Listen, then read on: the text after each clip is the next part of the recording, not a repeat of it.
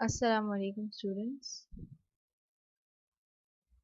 This is your lecture number 5 of science for class 7 and I'm your teacher Laiba Faisal. The topic that we are going to discuss today is plant tissues and organs, and this topic is included in our chapter number 1, plants and their systems. The pages of book that we'll be going through are page number 15 and page number 16. इससे पहले कि हम ये discuss करेंगे plant tissues और organs क्या होते हैं, उससे पहले मैं आपको थोड़ा सा एक ब्रीफ इंट्रोडक्शन देना चाहती हूँ टिश्यूज के बारे में। तो ये तो हम देखते हैं, हम सेल के बारे में हमेशा से पढ़ते हुए आते हैं कि एनिमल सेल होता है, ह्यूमंस की बॉडी भी जो है, हमारी इंसानों की बॉडी सेल्स से मिलकर बनती है। इसी तरह तमाम एनिमल्स, तमाम लिविंग थिंग्स की body small structures called cells से मिलकर बनती है, that are the building blocks of our body। ठीक है, अब जब बहुत सारे सेल्स इकट्ठे होते हैं तो वो टिश्यू बनाते हैं। एक सेल है, जब बहुत सारे सेल्स इकट्ठे होते हैं तो वो टिश्यू कहलाते हैं।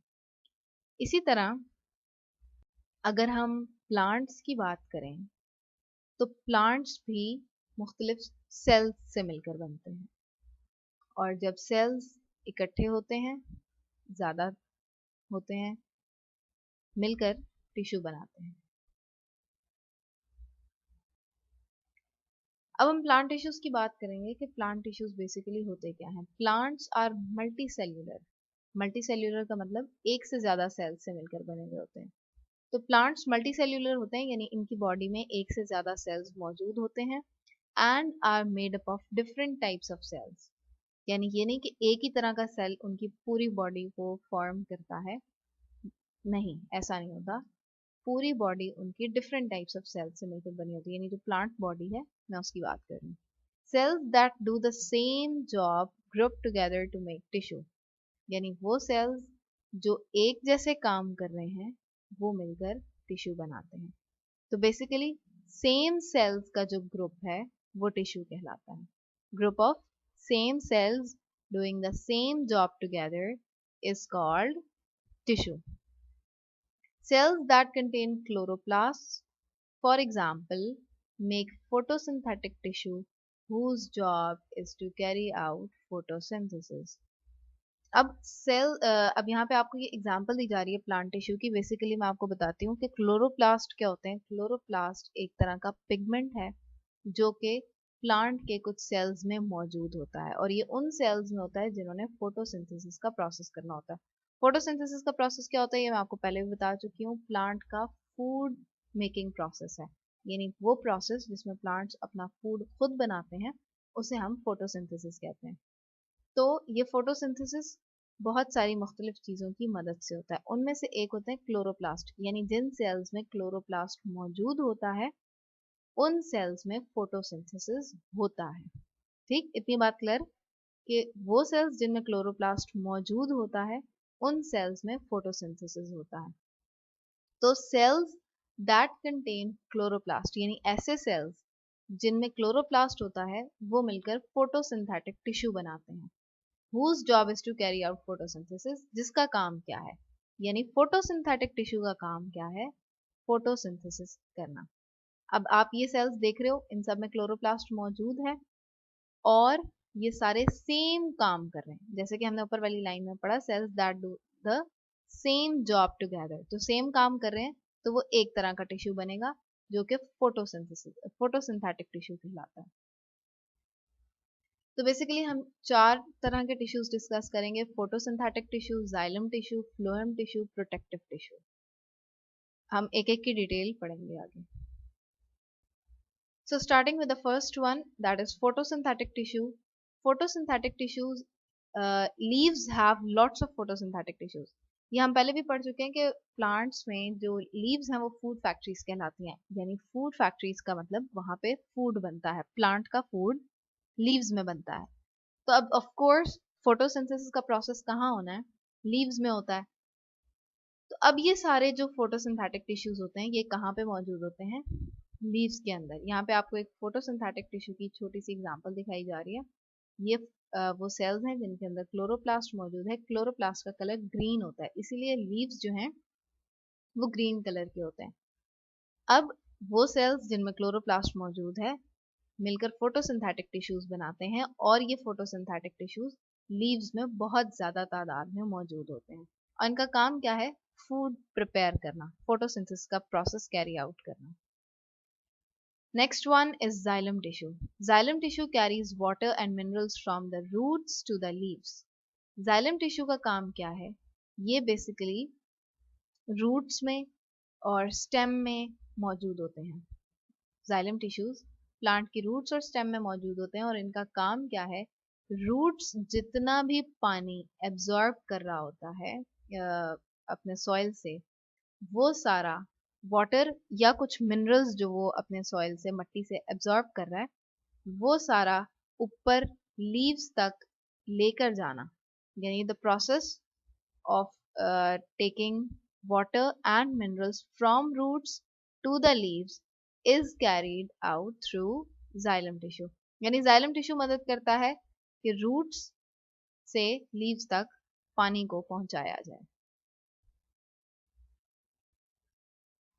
So the next one is phloem tissue. Phloem tissue basically क्या कर रहा होता है? देखो, phloem tissue xylem tissue के ऑपोजिट काम कर रहा होता है। xylem tissue का काम क्या है? कि वो रूट्स जो पानी एब्जॉर्ब कर रही हैं उनको लीव्स तक लेके जा रहा होता है। क्योंकि देखो, पानी सिर्फ रूट्स की जरूरत तो नहीं है ना, बाकी भी जितने प्लांट के पार्ट्स हैं उन सब की जरूरत है xylem टिश्यू। इसी तरह स्टेम के अंदर एक और टिश्यू मौजूद होता है जिसे हम phloem टिश्यू कहते हैं। phloem टिश्यू का काम है to carry out food to carry food from the leaves to other parts of the plant। यानी अब खाना जो है वो लीव्स में बन रहा है, तो लीव्स से खाना लेकर रूट्स तक जाना फ्लोएम का काम है। ठीक है, मैं एक दफा फिर बता देती हूँ कि जो जाइलम टिश्यू है वो पानी लेकर रूट्स से, जो कि अपने सॉइल से पानी अब्जॉर्ब कर रही हैं, उनको लेकर लीव्स तक जाता है, और फ्लोएम जो खाना लीव्स प्रिपेयर कर रहे हैं उसे लेकर रूट्स तक जाता है। आई होप कि इतना आपको क्लियर है। Next one is protective tissue. Protective tissue which covers the surface of roots, stems and leaves. इसके तो आपको नाम से समझ आ रहा है, प्रोटेक्टिव टिश्यू का बेसिकली काम है प्लांट को प्रोटेक्ट करना। अब ये कहाँ पे मौजूद होता है? ये basically surface of roots, stems और लीव्स, रूट, स्टेम्स और लीव्स के सरफेस पे, ऊपर उसकी सतह पे मौजूद होता है। It is a thin transparent skin that protects the plant from the damage और स्किन। जैसे ह्यूमन बॉडी में स्किन मौजूद होती है, इसी तरह प्लांट्स के ऊपर भी बहुत थिन और ट्रांसपेरेंट, यानी उसका कोई कलर नहीं होता, ट्रांसपेरेंट स्किन मौजूद होती है, जो कि प्लांट को डैमेज यानी किसी भी तरह के नुकसान या इन्फेक्शन से बचाता है। और ये बेसिकली होता क्या है? Protective tissue. प्रोटेक्टिव टिश्यू का फंक्शन है to protect the plant from damage और इन्फेक्शन। अच्छा जी, हमने प्लांट टिश्यूज के बारे में पढ़ लिया। अब हम ऑर्गन्स देख लेते हैं। ऑर्गन्स क्या होते हैं? Different tissues combine to make an organ. पहले हमने पढ़ा था कि different cells, same cells that do the same job together make a tissue. अब ऑर्गन्स क्या करते हैं? Different tissues combine to make an organ. मुख्तलिफ तरह के टिश्यूज मिलकर एक ऑर्गन बनाते हैं। These organs together make a plant. ये ऑर्गन्स मिलकर प्लांट बनाते हैं, विच इज एन ऑर्गेनिज्म। अब मैं आपको यहाँ पे एग्जांपल देती हूँ ह्यूमन बॉडी की। देखो, मुख्तलिफ सेल्स मिलकर टिश्यूज बनाते हैं, और इन टिश्यूज से हमारे ऑर्गन्स बनते हैं। जैसे हमारी आईज हैं, नोज है, ईयर्स है, स्टमक है, हार्ट, ब्रेन, बहुत सारे, ये सारे हमारी बॉडी के ऑर्गन्स हैं। इसी तरह प्लांट के भी ऑर्गन्स होते हैं, जैसे लीव, स्टेम, रूट, फ्रूट, ये सारी चीजें हम पढ़ते हैं। इसके अलावा अब प्लांट के सारे ऑर्गन्स मिलकर, यानी ये सारी चीजें जो मैंने अभी जिनके आपको नाम गिनवाए हैं, वो मिलकर एक ऑर्गेनिज्म बनाते हैं। ऑर्गेनिज्म क्या है? कोई भी लिविंग थिंग है। ठीक है, organism is something that is able to survive on its own, यानी वो खुद बगैर किसी और जरूरत के खुद पे सरवाइव कर सकता है, वो ऑर्गेनिज्म है। A leaf is a plant organ. Leaf, पत्ता जो है, यहाँ पे आपको ऑर्गन की एग्जांपल दी जा रही है, वो प्लांट ऑर्गन है। whose job is to make food by photosynthesis. अब लीफ का काम क्या है कि वो फोटोसिंथेसिस करता है यानी फूड बनाता है. A leaf is made from these tissues. Leaf जो है वो किन किन टिश्यूज से मिलकर बनता है? जी तो हम पहले डिस्कस कर चुके हैं टिश्यूज को. अब हम देखते हैं ऑर्गन्स क्या होते हैं. Different tissues combine to make an organ. जैसे सेल्स मिलकर टिश्यूज बनाते हैं, इसी तरह टिश्यूज मिलकर ऑर्गन्स बनाते हैं. जैसे मैं आपको एग्जांपल देती हूँ, आपकी बॉडी में मुख्तलिफ ऑर्गन्स हैं, आईज, नोज, ईयर्स. इसी तरह प्लांट के भी ऑर्गन्स होते हैं, जैसे leaf, root, stem. Lecture number 1 में हमने उसके डिफरेंट ऑर्गन्स डिस्कस किए थे.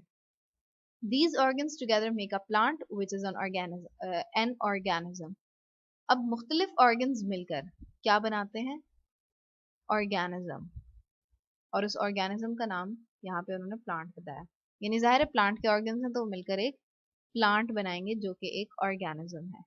अब organism क्या होता है? Organism is something that is able to survive on its own. Organism कोई भी ऐसी चीज है जो खुद पे अपने बलबूते पे सरवाइव कर सकता है, जिंदा रह सकता है. सो इसको प्लांट को इसलिए हम एक ऑर्गेनिज्म कह रहे हैं. जैसे ह्यूमन बीइंग एक ऑर्गेनिज्म है, या डिफरेंट एनिमल्स की आप मिसाल ले लो, वो सब भी ऑर्गेनिजम्स हैं. A leaf is a plant organ whose job is to make food by photosynthesis. आपको ऑर्गन की एग्जांपल दी जा रही है. लीफ एक प्लांट का ऑर्गन है जिसका काम क्या है? फोटोसिंथेसिस करना, और फोटोसिंथेसिस के प्रोसेस से खाना बनाना, फूड बनाना.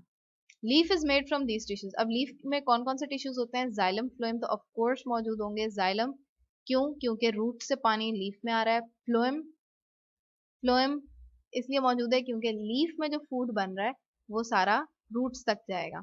इसी तरह फोटोसिंथेटिक टिश्यूज आपने जैसे पहले भी पढ़ा था कि बहुत ज्यादा तादाद में मौजूद होते हैं. फोटोसिंथेटिक टिश्यूज इसलिए कि यहाँ पे फोटोसिंथेसिस का प्रोसेस होना होता है. और प्रोटेक्टिव टिश्यू एक ऊपर बारीक सी आउटर कवरिंग मौजूद है जो कि लीफ की प्रोटेक्शन के लिए है फ्रॉम डैमेज और infection. Did you know trees are the longest living organisms on earth? अभी हमने प्लांट ऑर्गन्स देखे थे, लीफ की एग्जांपल देखी थी. उसके अलावा हमारे पास और भी different plant organs root, stem, male और फीमेल रिप्रोडक्टिव ऑर्गन्स की फॉर्म में मौजूद होते हैं.